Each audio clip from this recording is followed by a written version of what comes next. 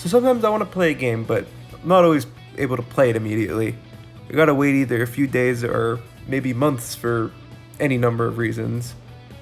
Often when I'm interested in the game, I'll look up videos on it, particularly on YouTube, to satiate my hunger in some way, and sometimes I find great videos and other times not so much. They're either too spoiler heavy, like endgame spoiler heavy, or they're just very surface level. They really don't fill that kind of void for me. It's definitely a fine line to walk. You don't want to be too spoiler heavy, nor do you want to be too vague and leave both sides unsatisfied. Despite that, I want to fill that hole, going in depth with the game without being too major spoiler heavy. Starting by talking about this game's first hour and a half. Almost 10 years ago in 2011, Atlus released this as a sequel to one of their most well-regarded Megami Tensei spin-offs, expanding upon its predecessor's gameplay while trying something completely new with the story's direction.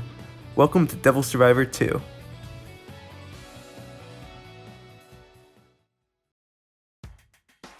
The scene is a Tokyo testing site. You just finished up your exams and the room is very lively. Not long after, you're approached by a familiar, friendly face from your bro Daiichi. As exhausting as the test was for the both of you guys still have the energy to chat it up quite a lot. Early into the conversation, your homie decides to show you something a little strange, a link to this website called Nikaya.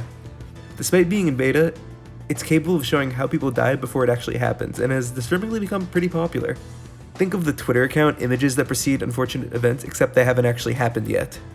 Daiichi, with his seemingly limitless energy, pressures you into signing up for the website, which you do, and end up deciding on your navigator. I chose the male one, both of them being named Tico. They're there to help you get around the site, seeing as, it's still in beta. After being pretty much forced into signing up, Daiichi quickly changes to a lighter subject, asking if you want to go shopping with him, which we do.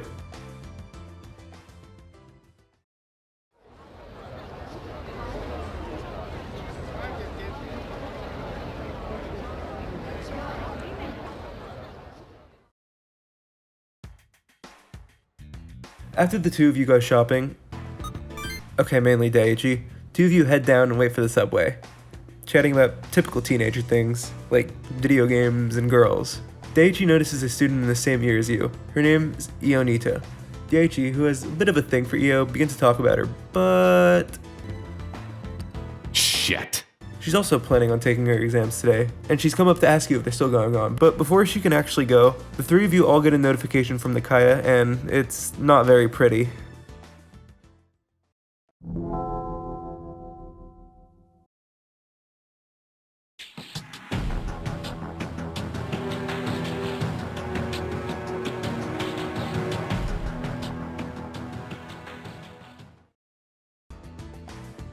Yikes.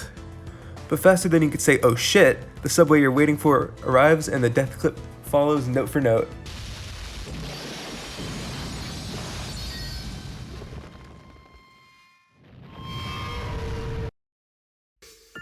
That is, until your navigator ends up giving you a choice if you want to live or not. Hoping to get the good ending this time, I say yes. Instead of being crushed, the three of you end up getting saved by what looks to be a demon. You're all safe, but it doesn't look like it was trying to save you out of the goodness of its heart. They want to be the ones to kill you. Why? Can't answer that right now. We gotta survive first. Our first bit of combat, and we're surrounded by three demons and got nothing but our fist.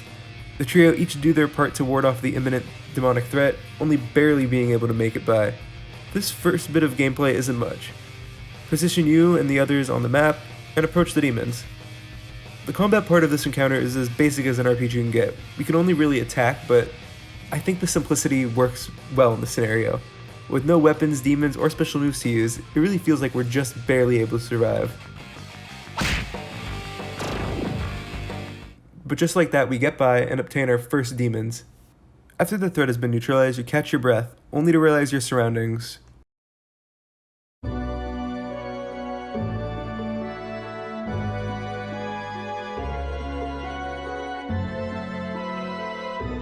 Everyone in the subway except for the three of you are dead. Bloodied, beaten, and crushed, and if it were not for a single choice, you three would have been among them. Deciding that waiting around in the subway any longer would likely be a poor decision, y'all head back up, hoping to see if things are better.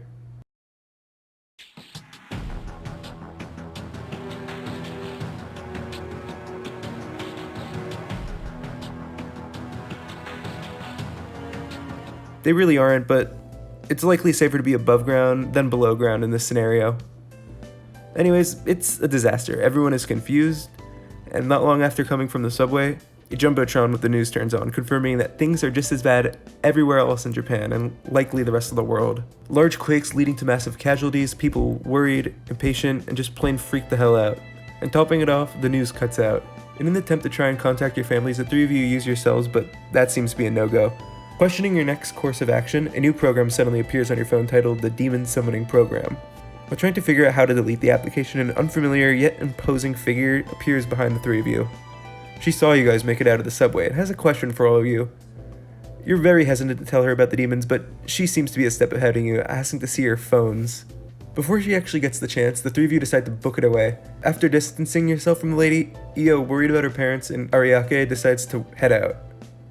But being solid dudes, you and Daiichi see it fit to make sure she gets home safely, and tag along, hoping to either find some kind of car or just any form of transportation to get there safely.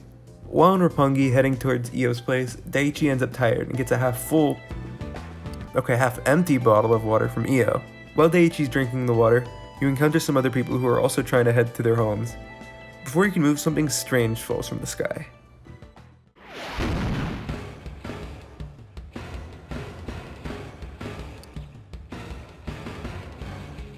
It's simple in appearance, yet almost Lovecraftian in a way.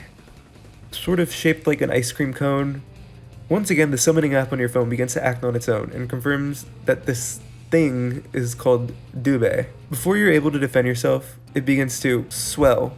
Getting a bad feeling from it, you tell the bystanders to get out of the way, and then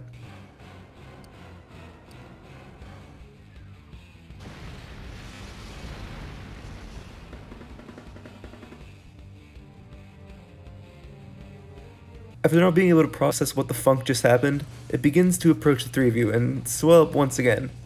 Not wanting to die, all three of you get the hell out of there.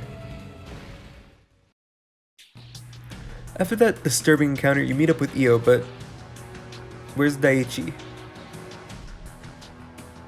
While mentally retracing your steps, you get a message from Nikaya.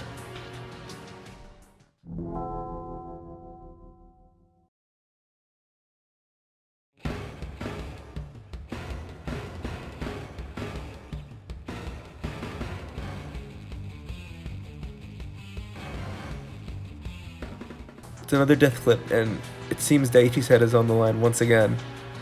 Piecing together what you can, you determine that the location of the clip is in Asakusa, and dart over there as quickly as possible, only to see no sign of Daiichi.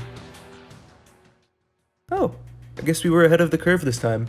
Once again, Daiichi is very tired and wants to decompress for a minute or two, but ends up releasing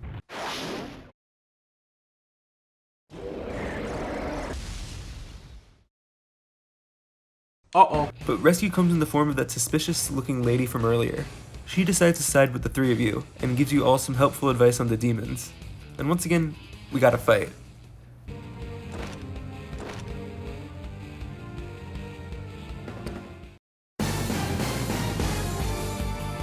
And now combat begins to get a little more interesting. We now have access to both demons and magic skills, so I equip that stuff ASAP. And now better equipped to fight, we start the battle. This time around, we act as backup to the tall lady. The trio takes care of each nearby demon one by one. While the three play their part, the tall lady neutralizes the demon that would have taken off with Daiichi's head.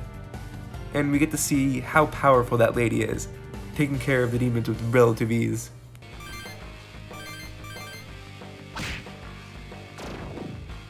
Once all is taken care of, and a little back and forth between you and the tall lady, she confirms Dubhe, the exploding cone from earlier, has been wreaking havoc, leaving the shelters to be locked down. Dubhe is a lot tougher than meets the eye, capable of bringing down any airborne object, explaining why we didn't see any airplanes in the sky.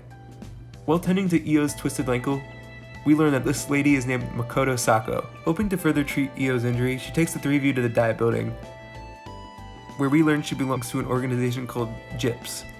Their headquarters directly under the building. We meet the head of the organization, surprisingly young-looking dude, and Makoto continues to treat Io's injury.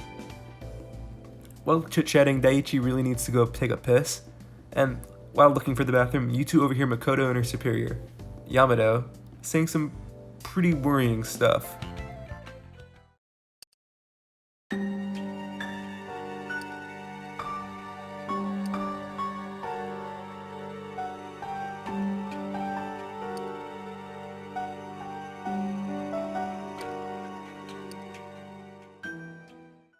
So you decide to book it with Io out of the Gyps headquarters. Hoping to keep your distance from the Gyps once again, you head to Kasumagasaki, and we learn who Joe is.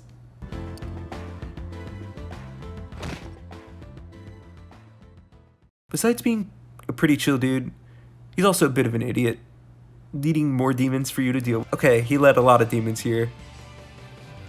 It's definitely a lot tougher than the previous 2 battles we've experienced, just because of the abundance of demons to deal with, but in due time, we're in the green.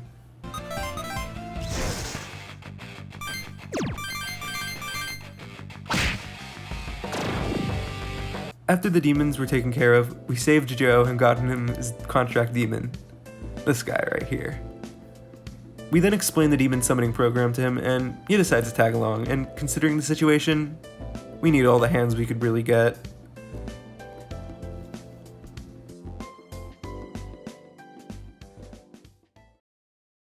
After a little while longer, we arrive in Shinbashi. Io's legs still hurt, and Daichi, putting his license to good use, hijacks a nearby truck with the keys still in it, so I guess it's really just borrowing without asking. But as he pulls up to the trio, Dubhe once again appears, and Daichi backs away, once again getting separated from the group. Not wanting to be blown into ashes, you, Io, and Joe decide to escape from the same area as Daichi. It's risky. You know what Dubhe is capable of, and on top of that, he's got backup in the form of many demons. Despite that, we push on, everyone doing their part to make it out safely.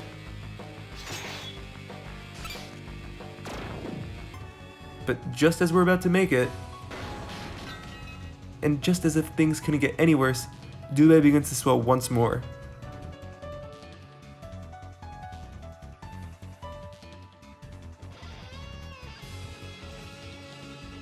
But just as it seems you 3 are about to die, Daichi returns, putting his life on the line to stop Dubhe.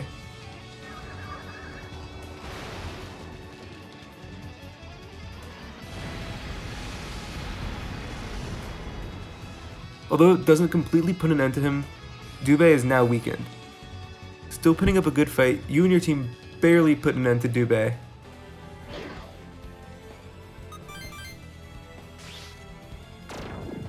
Seemed Daichi's sacrifice wasn't in vain. After taking care of the immediate threat, the Gyps appear outstanded by your work, seeing as you were able to best Dubhe. Also, Daichi's still alive. Yamada, no longer feeling to lock you up, decides to let you go and provide your group shelter for the night. Back at Gyps headquarters, after the very eventful day, you and Daichi reflect on the recent battle, and before heading to bed, getting the whole summary of the whole day from Tico, you know, the navigator from earlier. In the last 24 hours, we've been through a lot. We fought demons, more demons, almost died on multiple accounts. Daichi almost died at least 3 times.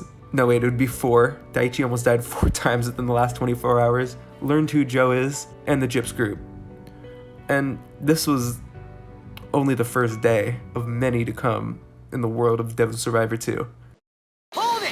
There's still some other things I want to talk about that make Devil Survivor 2 an interesting game well worthy of your time, like the time management aspect of the game, which I didn't address earlier seeing as, well, I forgot. My mistake, but I'd still like to give the recognition it deserves. In between the key story events, you're given the option to spend time however you see fit, and I really love how this is handled in Devil Survivor 2. As someone who started with and came to love Persona, it feels very familiar to me. Unlike Persona, it does much more to build the lore and establish the mood of the world, which I think Devil Survivor 2 does very well. I didn't go over the side events because I want you to give them a shot. There's a lot to learn from these side events, and they might even have more purposes than just being world building. An example, the fate system. Besides learning a little more about a character you had an interest in, it has much more impacts on the gameplay, and honestly I just think it does the whole social link idea much better than the modern Persona games does, even though I'll admit I do like those.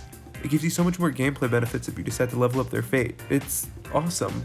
Honestly, I kind of wish that Persona handled their social links more like this. The time management part of this game is great, and I very much enjoy how it was handled, just like the game's combat. There's so many things I could say, so I'll just be going over what I think is neat. Demon auctions are awesome. I definitely like being able to buy a whole bunch of the same demon and then nuke the penultimate boss in this game. It feels very cathartic.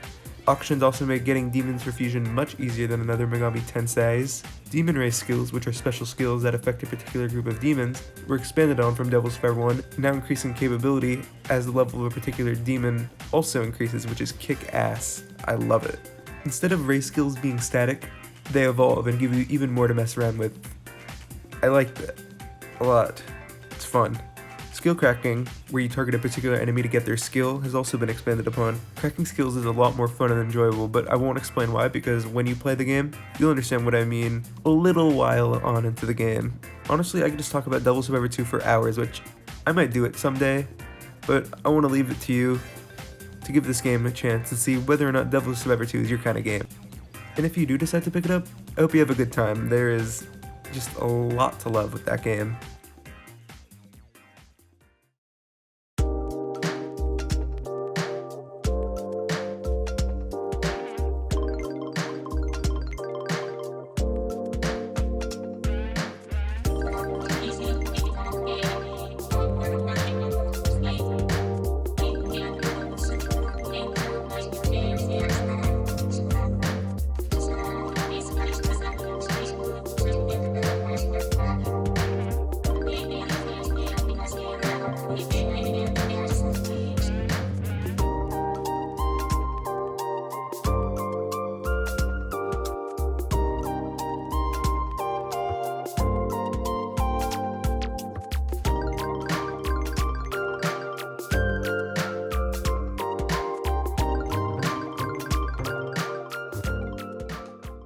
I'm really gonna bust if I don't take a piss immediately. All the cars in this town seem to be props anyway. I better get out of here. You probably thought you weren't gonna die today. Surprise.